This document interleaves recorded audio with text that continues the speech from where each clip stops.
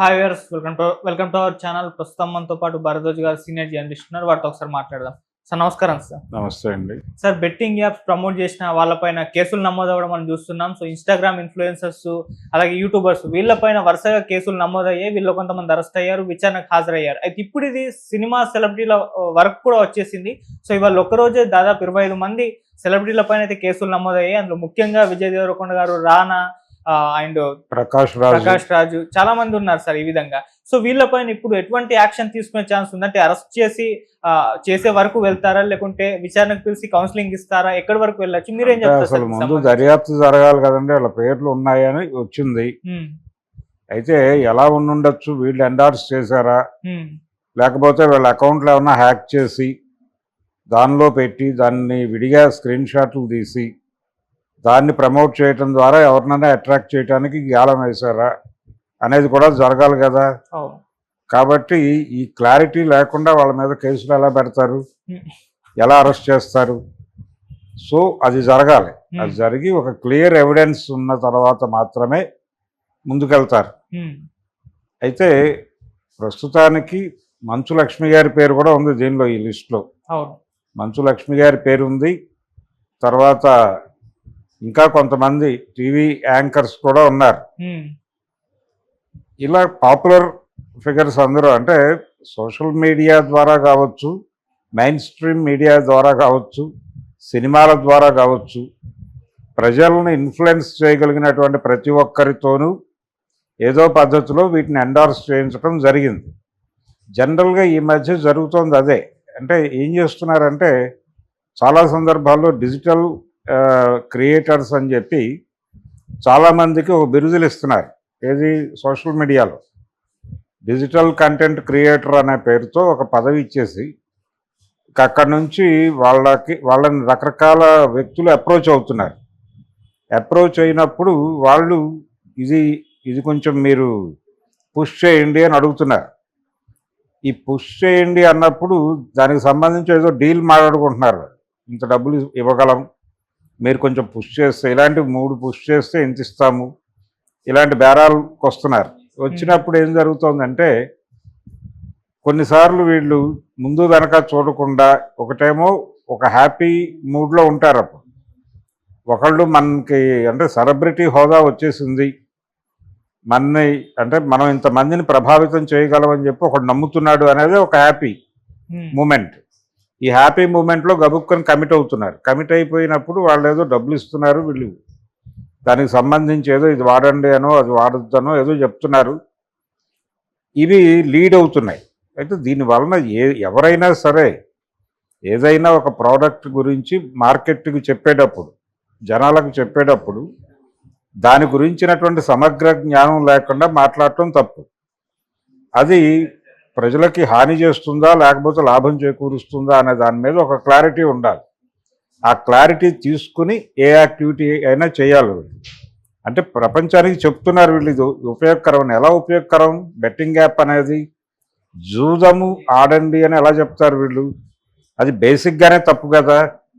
ఎందుకు బేసిక్గా తప్పు అంటే, ఒక మనిషి కష్టపడి డబ్బులు సంపాదించుకోవడం వేరు, ఈజీ మనీకి రూట్ మ్యాప్ గీసినట్టు. బెట్టింగ్ యాప్ల వైపు డ్రైవ్ చేయటం అంటేనే ఈజీ మనీకి రూట్ మ్యాప్ గీసినట్టు.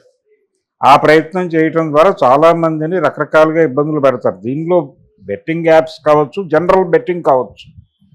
ఈ జనరల్ బెట్టింగ్లో కూడా జరిగేది ఏంటి? నష్టం ఎక్కడ జరుగుతుంది? ఒకసారి లాభం వస్తుంది. ఆ లాభం వచ్చినప్పుడు ఇంకా ఆడాలనిపిస్తుంది, ఆడినప్పుడు నష్టం వస్తుంది. దాన్ని గెయిన్ చేసుకోవడానికి మళ్ళీ పుష్ చేయాలనిపిస్తుంది. ఇలా అనిపించేలాగా డ్రైవ్ చేయటమే జూదం యొక్క గొప్పతనం. ధర్మరాజు లాంటి వాడు జూదంలో కూర్చుని ఎక్కడి దాకా ఏ ఎండ్కి వెళ్ళాడో మనం చూసాం. ఆయన రాజ్యాన్ని ఒడ్డాడు, చివరికి భార్యను కూడా ఒడ్డేటువంటి పరిస్థితి. కావున ఇలాంటివి జనరల్గా ఆ సైకాలజీకి సంబంధించిన వ్యవహారం. అలాంటి వాటిని ఎలా ప్రమోట్ చేస్తారు ఎవరైనా? ఆ ప్రమోట్ చేసేటప్పుడు ఏంటంటే, వీళ్ళకి ప్రధానంగా కొంచెం రెస్పాన్సిబిలిటీ ఉన్నవాళ్ళు ఎవరు ఇలాంటివి యాక్సెప్ట్ చేయరు. కొంచెం ఇర్రెస్పాన్సిబుల్గా ఉన్నవాళ్ళు, సమాజం పట్ల పెద్దగా అవగాహన లేని, చలనేదో బాలకిషన్ అనుకునే ధోరణిలో ఉన్నవాళ్ళు, జనరల్గా వాళ్ళు ఆ హ్యాపీ మూడ్లో ఏదో ఒకటి ఓకే చెప్పేస్తారు. ముందు ఆర్థికంగా వాళ్ళకి డబ్బులు వచ్చేస్తాయి. ఈ డబ్బులు వచ్చేస్తున్నాయి అనే మూడుతో కొన్ని ఎండార్స్ చేయొచ్చు. అలాంటి వాళ్ళు ఎక్కువ మంది కనిపిస్తున్నారు, కానీ వాళ్ళతో పాటు కొంచెం సెన్సిబుల్గా ఉండేవాళ్ళు కూడా కనిపిస్తున్నారు. దగ్గుబాటు రానా సెన్సిబుల్ పర్సనే. ఆయన ప్రాజెక్ట్స్ కావచ్చు, ఆయన పట్టుకునేటువంటి కొన్ని అంటే బయట నిర్మాతలకు కూడా ఆయన అవకాశం కల్పిస్తున్నాడు. ఈ కల్పిస్తున్న క్రమంలో ఆయన ఎంచుకున్నటువంటి సబ్జెక్టులు, ఆయన టిక్కు పెడుతున్నటువంటి సబ్జెక్టులు చూస్తే చాలా మెచ్యూర్డ్గానే ఆలోచిస్తున్నాడు అనిపిస్తుంది. అలాగే కొంచెం సాహిత్య స్పృహ కూడా ఉంది అతనికి. అతని పేరు వినిపిస్తోంది. తర్వాత ఎక్కడ సమాజంలో ఎవరు అనవగాహనతో మాట్లాడినా సీరియస్గా మీడియా ముందుకు వచ్చి కరెక్ట్ చేసేటువంటి ప్రయత్నం చేస్తూ ఉంటాడు ప్రకాష్ రాజ్. అతని పేరు ఉండటం ఇలాంటివి కొన్ని డౌట్లు కలిగిస్తోంది ఈ జరుగుతున్నటువంటి యాక్టివిటీ మీద. అంటే వీళ్ళు వాంటెడ్గా చేశారా, లేకపోతే ఇంకెవరైనా ఈ అకౌంట్స్ యాక్ట్ చేయటం అనేది చాలా ఈజీగా జరుగుతుంది. అంటే ఫేక్ అకౌంట్స్ క్రియేట్ అయిపోతున్నాయి వీళ్ళ పేరుతోనే. ఫేస్బుక్లో చాలామంది పేరుతో ఫేక్ అకౌంట్స్ క్రియేట్ అయిపోయి అది వాళ్ళ అకౌంటే అనుకుంటాం మనం. వాడి మెసెంజర్లోకి వచ్చేసి బాగున్నారా, కొంచెం డబ్బులు వేస్తారా, నేను 2-3 డేస్లో సెటిల్ చేస్తాను, ఇది నెంబరు అన్నప్పుడు కొంతమంది వాళ్ళ మీద ఉండేటువంటి ఇంప్రెషన్ ఒకటి ఉంటుంది కదా, వాళ్ళు రాసినవి చదవటం ద్వారా వచ్చేటువంటి అనుభూతి నుంచి ఉద్వేగానికో మరొక దానికో గురై, సరే మనం వెంటనే ఆదుకుందాం ఇతన్ని, ఒక 2 డేస్లో తిరిగి డబ్బులు పంపించేస్తాను అంటున్నాడు కదా అని చెప్పి ఒక అడుగు ముందుకేస్తారు. అది నష్టమే. సో ఇలాంటి సందర్భమే జరిగిందా ఇక్కడ? అంటే వీళ్ళ అకౌంట్స్ ఎవరైనా హ్యాక్ చేసి డూప్లికేట్ అకౌంట్స్ నుంచి ఏమైనా ప్రతిపాదనలు వెళ్ళాయా, లేదు వాటి స్క్రీన్ షాట్స్ ఎక్కడైనా ప్రమోట్ చేసి ఎవరినైనా టెంప్ట్ చేసి ఈ రొంపిలో దింపారా అనే దాని మీద సమగ్రమైనటువంటి దర్యాప్తు జరగాల్సి ఉంది. ఇంకా మంచు లక్ష్మి గారి పేరు కూడా అలాగే వచ్చి ఉండొచ్చు. ఇలా ఈ వస్తున్నటువంటి పేర్లలో అనన్య నాగళ్ళ పేరు వినిపిస్తోంది. తను కూడా ఎండోర్స్ చేసింది ఈ యాప్స్కి అని. ఇలా అంటే ఈ మధ్య చాలా లూజ్గా అప్రోచ్ అవుతున్నారు వాళ్ళు. రకరకాల మార్కెటింగ్ పీపుల్ చాలామంది లూజ్గా ఫోన్ చేసి నెమ్మదిగా ట్రాప్లోకి దింపి, అమ్మ మీకు ఇంత ఇస్తాము, లేకపోతే బాబు మీకు ఇంత ఇస్తాం, లేదు మీకు షేరింగ్ ఇస్తాం, ఇలా పద్ధతిలో. అంటే ప్రతి ఒక్కళ్ళ మీద ప్రెజర్ ఉంది ఆర్థికంగా. డబ్బులు సంపాదించటం అనే దాని మీద అంటే ఎంత సంపాదించినా సరిపోనటువంటి పరిస్థితి ఉంది. మీరు ఎంత సంపాదించినా నెలాఖరులో మీ జేబులో మిగిలేది ఏమి ఉండదు. అలా మిగలకుండా చేయటమే మార్కెట్ ఎకానమీ లక్ష్యం. ఆ లక్ష్యం ప్రకారం మీకు అంటే కన్జ్యూమరిజం అనేది అదే చేస్తుంది. ఈ కన్జ్యూమరిజం అనేది మీ చేత కన్జ్యూమ్ చేయిస్తుంది. ఈ కన్జ్యూమ్ చేసేటప్పుడు మీ డబ్బులు అయిపోతాయి. అయిపోయిన తర్వాత మీరు మళ్ళీ ఏమిటి కండిషన్ అన్నట్టు చూస్తారు. ఇలాంటి టైంలో ఇలాంటి పిలుపులు, ఇలాంటి ఎండార్స్మెంట్లకు సంబంధించినటువంటి పిలుపులు టెంప్ట్ చేస్తాయి. టెంప్ట్ చేసి సరళ ఏమవుతుంది అనే పద్ధతిలో ముందడుగు వేస్తే ఇలాంటివి జరుగుతాయి. అలాంటివి అంత దూకాల్సిన అవసరం లేని వాళ్ళ పేర్లు ఉన్నాయి దానిలో. వాళ్ళు దూకారంటే వాళ్ళకేదో ఇంటెన్షనల్గా ప్రోగ్రామ్ ఉంటే దూకుతారు.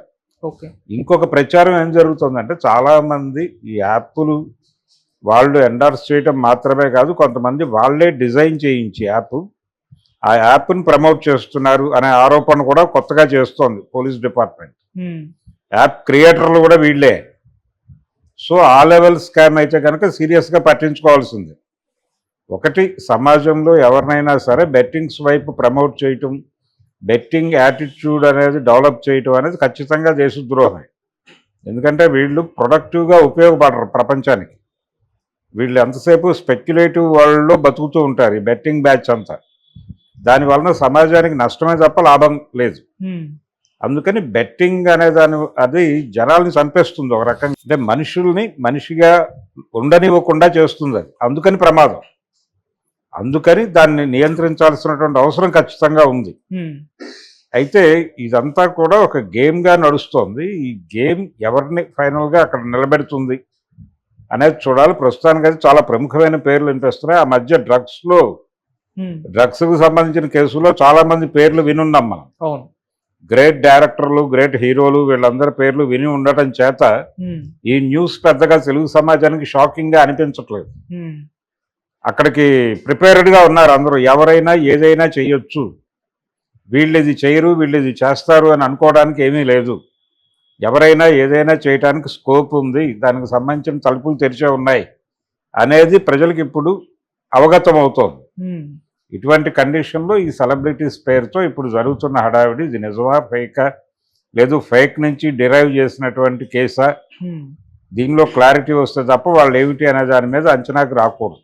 ఓకే సార్, ఇప్పుడు కంప్లీట్గా ఈ బెట్టింగ్ యాప్సే లేకుండా చేసే ప్రయత్నం ఏమన్నా చేయొచ్చా అన్నట్టుగా కూడా నెటిజన్స్ నుంచి ఒక రిప్లైస్ వస్తున్నాయి సార్. అంటే ఈ ప్రమోట్ చేస్తున్న వాళ్ళపైన కేసులు నమోదు చేస్తున్నారు, ఓకే ఇది మంచి ఆలోచన, ఈ బెట్టింగ్ యాప్సే లేకుండా చేసేస్తే ఆ రకంగా గవర్నమెంట్ అడుగులు వేస్తే ఇంకా బాగుంటుంది అని కూడా అభిప్రాయాలు వ్యక్తం అవుతున్నాయి సార్. ఆన్లైన్ మీద కట్టడి చేయటం, ఆన్లైన్ లో కట్టడి అనేది సాధ్యమా అనేది ప్రశ్న.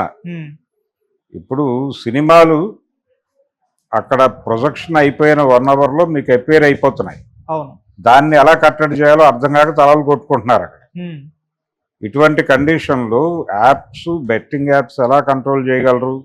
ఈ వ్యసనము అనే దాని తాలూకా రూట్స్ ప్రజలలో ఉన్నాయి బలంగా. చాలామంది బెట్టింగ్ మీద జీవితాలు గడుపుతున్నారు, యూత్ పర్టికులర్గా. ఈజీ మనీ వాటికేమో ఖర్చులు చాలా భారీగా ఉంటాయి, రకరకాల అంబిషన్స్ ఉంటాయి, లేకపోతే ఎక్కడికక్కడికో వెళ్ళాలని కమిట్మెంట్స్ ఉంటాయి. ఇదంతా కూడా జీవితాన్ని జూదంగా మార్చేస్తున్నటువంటి ఒక గొడవ. అందుకని దీని మీద సీరియస్ స్టెప్ అయితే తీసుకోవాలి. వీటిని చాలా ఆన్లైన్లో ప్రమోట్ చేస్తారు, ఎవరింట్లో వాడు కూర్చుని వ్యాపారం చేస్తాడు, వీడు దీన్ని పుష్ చేస్తాడు, ఇంకెవడో ఓపెన్ చేస్తాడు. ఇదే కాదు, బెట్టింగ్ యాప్స్తో పాటు ఇంకా రకరకాల యాప్స్ ఉన్నాయి. వీటన్నిటి మీద అసలు యాప్ వరల్డ్ మీద ఒక దృష్టి పెట్టాల్సిన అవసరం ఉంది ప్రభుత్వాలు. అంటే స్నేహం కోసం అనే పేరుతో కొన్ని యాప్స్ వస్తాయి, వాటిలో రకరకాల ప్రొఫైల్స్ ఫీడ్ అయిపోతాయి. ఆ ఫీడ్ అయిపోయినటువంటి ప్రొఫైల్స్లోకి ఎవరో ఎంటర్ అవుతారు, వాళ్ళతో ఏదో చేద్దాం, ఒక ఫ్రెండ్షిప్ అని వీళ్ళు వెళ్తారు, ఇంకేదో జరుగుతుంది అక్కడ. అట్లా జీవితాలు రూయన్ అయిపోతున్న సందర్భాలు కూడా ఉన్నాయి. ఓకే, సో ఆన్లైన్ క్రైమ్ అనేది చాలా వివిధ ఏరియాల్లో జరిగిపోతుంది. దీన్ని ఎట్లా కట్టడి చేస్తాం? దీన్ని కట్టడి చేయడానికి సంబంధించినటువంటి ఏదైనా మనకి ఒక ఆధారం ఉందా, అలా చేయగలమా కాన్ఫిడెంట్గా అనే దానికి సంబంధించి క్లారిటీ లేదు ఈ రోజు వరకు. ఓకే, ఆ క్లారిటీ లేకపోవడం వలన ఇప్పటికీ స్టిల్ నడుస్తోంది. అది మాత్రమే ఏమిటి, బయట ఎన్ని జరగట్లేదు. ఇప్పుడు రాజకీయాల్లో పోటీ జరుగుతూ ఉంటుంది, అసెంబ్లీనో పార్లమెంట్ ఎన్నికలు జరుగుతూ ఉంటాయి. జరుగుతుంటే అక్కడికి బెట్టింగ్ వాళ్ళు వచ్చేస్తున్నారుగా. ఇప్పుడు ఎక్కడో గోదావరి జిల్లాల్లో కోడి పందాలు జరిగితే అక్కడ లైవ్ చూపిస్తూ ఆ లైవ్ మీద బెట్టింగ్స్ నడవట్లేదా దేశం అంతా? అమెరికా నుంచి కూడా అక్కడ జరుగుతున్నటువంటి కోడి పందాల మీద బెట్టింగ్లోకి వస్తున్న వాళ్ళు ఉన్నారు. ఇలా ఏది అనర్హం కాదు, ఎక్కడైనా టెంప్ట్ చేసి లాక్కొచ్చి జనాలతో డబ్బులు ఖర్చు పెట్టిస్తున్నారు, గుంజుతున్నారు, దోపిడీ చేస్తున్నారు నిర్మోహమాటంగా. కాబట్టి ఇది చిన్న క్రైమ్ కాదు. ఈ ఆన్లైన్ క్రైమ్స్కి, ఆన్లైన్లో టెంప్ట్ చేసి డబ్బులు దోపిడీ చేస్తున్నటువంటి ఈ సైబర్ నేరగాళ్ళని కట్టడి చేయడానికి సంబంధించినటువంటి ఒక ప్రాపర్ వే అనేది ఇప్పటివరకు మనం రూపొందించుకోవాలి. ఎంతసేపు ఆ సైబర్ క్రైమ్కి వెళ్ళి ఒక కాగితం పడేయటం తప్ప, దీనికి సంబంధించి వాళ్ళకు ఉన్నటువంటి మెకానిజం అంత సౌండ్ అని నేను అనుకోవడం లేదు. ఓకే, అంత సౌండ్ మెకానిజం ఉంటే తప్ప దీన్ని కంట్రోల్ చేయటం సాధ్యం కాదు. అటువంటి ప్రయత్నం ఏదైనా సీరియస్గా చేయాలి. ఇది సీరియస్ అంటే వీళ్ళని దాన్ని ఎండార్స్ చేస్తున్న వాళ్ళ మీద కేసులు పెట్టి అరెస్ట్ చేసి సాగిపోతుంది అనుకోవడం భ్రమ.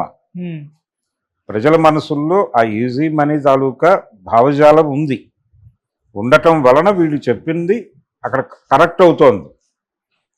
ఇదేమిటి, మనకు తెలిసిన హీరో ఇప్పుడు ఆ మధ్యకాలంలో కూల్ డ్రింక్స్లో రసాయన వ్యర్థాలు ఉన్నాయని చెప్పి ఒక న్యూస్ వచ్చింది. ఆ టైంలో చిరంజీవి గారు ఒక కూల్ డ్రింక్కి ఎండార్స్ చేస్తున్నాడు. ఆయన చేస్తుండగా ఆయన వెళ్ళి ఆ ల్యాబ్కి వెళ్ళి అవన్నీ చూసి వచ్చి నో ప్రాబ్లం, ఇది సెక్యూర్డ్గానే ఉంది అని చెప్పాడు. ఆ వీడియో కూడా ప్రమోట్ చేశారు వీళ్ళు. అది కూడా ప్రమోషన్లో భాగంగా వాడారు ఆ వీడియో కూడా. ఇలా కొన్ని సందర్భాల్లో కొంతమంది ఆ వాస్తవాలు ఏమిటో ప్రపంచం ముందు చెప్పి చేతులు కడుక్కునే ప్రయత్నం చేస్తున్నారు. కానీ అది వేరు.